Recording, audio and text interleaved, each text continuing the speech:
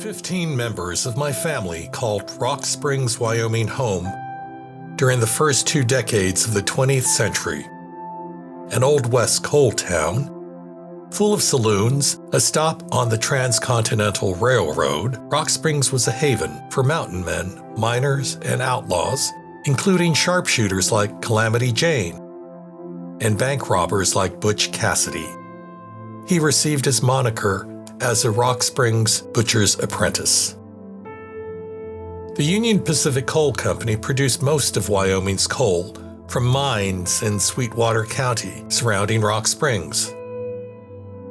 After the Transcontinental Railroad was completed in 1869, thousands of Chinese laborers lost their jobs. Many flocked to towns like Rock Springs to work in the mines. As bachelors, the Chinese accepted living in large groups to save on rent, allowing them to live on lower wages. White miners attempted to unionize, but their strikes were repeatedly broken by Chinese. In 1885, resentment and race prejudice erupted into mob violence, the Rock Springs Massacre. The white miners burned down Chinatown, expelled all 650 residents, butchered 28 and wounded 15. The death toll was much likely higher, as many were dismembered, burned, or never found. In response, the Union Pacific recruited immigrant workers, expecting they would be less likely to organize into unions because of language and cultural barriers. In the 1910 census, Rock Springs had a remarkably diverse population. With less than 6,000 residents, the town had attracted immigrants from 56 nations, Union and Confederate Civil War veterans, and formerly enslaved African Americans.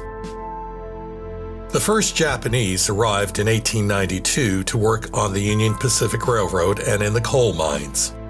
By 1907, there were 383, including 6 women and 4 children. My relatives were among them. Many ethnic groups lived in their own enclaves. The Japanese lived in Jap Camp, a typical mining camp with rampant drinking, gambling, and prostitution. A cinema showed Japanese movies.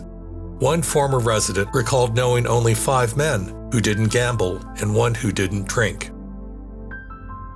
The last residents left in 1964. My great-grandparents, Shichigoro and Shima Hirayama, arrived in 1904 with their daughter Harue, born on a Maui sugar plantation. Plantation overseers imposed harsh fines and whippings for talking, smoking, or pausing to stretch in the fields. The Hirayamas left Hawaii as plantation life was brutal. Shichigoro became a coal miner for the Union Pacific. The work was dirty and dangerous, but preferable to plantation work. Off-duty, Shichigoro entertained the miners by reciting newspaper articles from memory and telling amusing stories. Many were illiterate, but Shichigoro could read and write, skills learned from monks at a Buddhist temple in the mountains of Fukuoka, where he swept floors as a child. Shima prepared meals for the miners at a boarding house: rice, vegetables, and fish soup.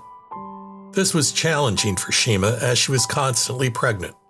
By 1913, she'd given birth to 5 daughters and a son. While Shichigoro and Shima's household expanded, my future great-grandfather, Nikichi Hamada, arrived in Rock Springs. Nikichi had left his family in Japan to seek opportunities in North America. After a year in Vancouver and Seattle, Nikichi joined a Union Pacific rail crew. It was a dangerous job as falls and mishaps with heavy equipment were common. There were frequent strength competitions. The trackman, or crew leader, was usually the most athletic man. A loaded cart rolled down a hill one day, and the men needed to retrieve it. Teams of men failed, but Nikichi pulled the cart uphill by himself.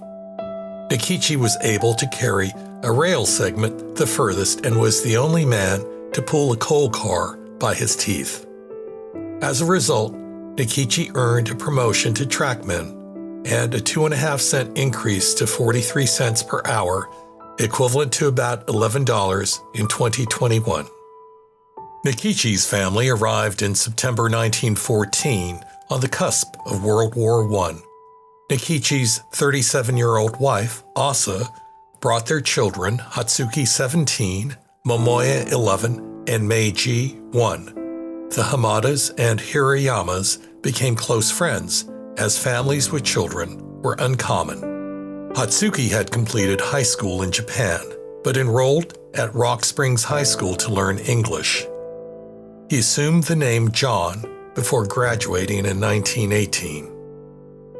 John and Harue hit it off despite the 6-year age difference.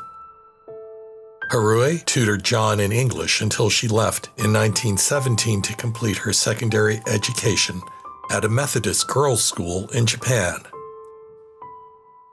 After Harue's graduation, they married in 1922, eventually raising 9 children. John worked as a Union Pacific paymaster, delivering payroll to the miners. The job was dangerous, as robbers continuously scrutinized bank visitors, knowing that the half-hour walk to the mining camps offered ample waylaying opportunities. One snowy day, John avoided an ambush. He noticed a suspicious man shadowing him after retrieving payroll. John retraced his footprints in the snow and hid behind a large boulder. John observed his stalker brandishing a rifle, reaching the end of John's footprints and looking perplexed before eventually withdrawing. On another occasion, as John approached the bank to retrieve payroll, a robber burst onto Front Street clutching bags of banknotes. The sheriff was across the street at that moment, exiting a saloon. The sheriff drew his 6-shooter and gunned the man down in a flash. Asa, unable to speak English, shopped for groceries through pantomime. When she wanted eggs, she would squat down, flap her arms wildly, cackle, and mimic depositing an egg. She was a memorable storyteller, adept at telling riveting Japanese ghost tales among children. In 1916, Nikichi's brother Gojiro arrived from Victoria, British Columbia. Tragically, his 21-year-old wife died in Canada 7 months earlier. Gojiro decided on restarting life as a coal miner and adopted the name Frank. Dapper and handsome, Gojiro was a gifted singer and popular bachelor. As the second decade of the 20th century concluded, tragedy struck. In January 1917, Asa gave birth to a son, Hideo, during one of the coldest winters on record. Despite her valiant efforts to keep him warm, Hideo died within 11 days.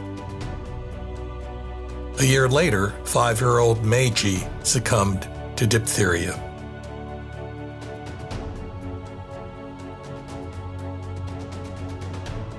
With the end of World War I, the first cases of the Spanish flu pandemic emerged in the U.S.